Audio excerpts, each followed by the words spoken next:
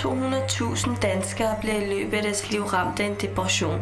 Men hvad skyldes det? Serotonin er et stof, som alle har i hjernen. Når der opstår en depression, skyldes det mangel på serotonin. Serotonin er et af hjernens signalstoffer. I hjernen indgår serotonin i en kæde, hvor der også er en række proteiner, der kan binde stoffet sammen. I Danmark lider ca. 5% af befolkningen af vinterdepression. Vinterdepression opstår fra efteråret til foråret. 75% af dem, som får depressioner, er kvinder. Vinterdepression skyldes faldende lysmængde og faldende temperaturer. Behandlingen mod vinterdepression er lysterapi.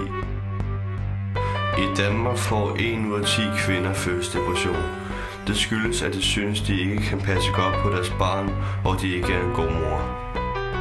Behandlingen mod fødselsdepression er samtale med en pårørende.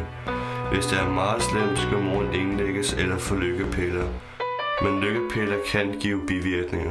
Det er en del af livet, at man reagerer med sine følelser. Man bliver glad, man bliver ked af det, man bliver bange, man bliver vred, man bliver forskelligt. Det er en del af livet, de hændelser, der opstår. Og hvis ikke man får udtrykt sig, så kan man vende følelserne indad. Og det er typisk det, der sker ved en depression.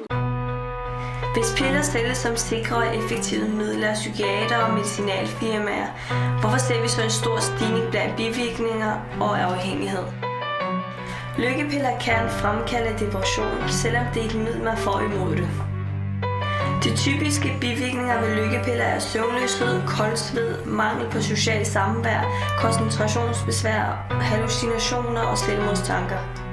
Så mens man dæmper depressionen, dæmper man også glæden, og på den måde minimerer man, hvad det er at være menneske. Jeg synes alt for meget bliver kaldt depression. Altså det er nærmest, det går ind, og så er vi deprimeret for det ene og det andet, og det synes jeg kan være en overdrivelse. Og jeg synes, at man skal være meget forsigtig med lykkepiller. Måske er det også samfundet, som stresser os, og derved fremkalder depressioner. Alt er på tid.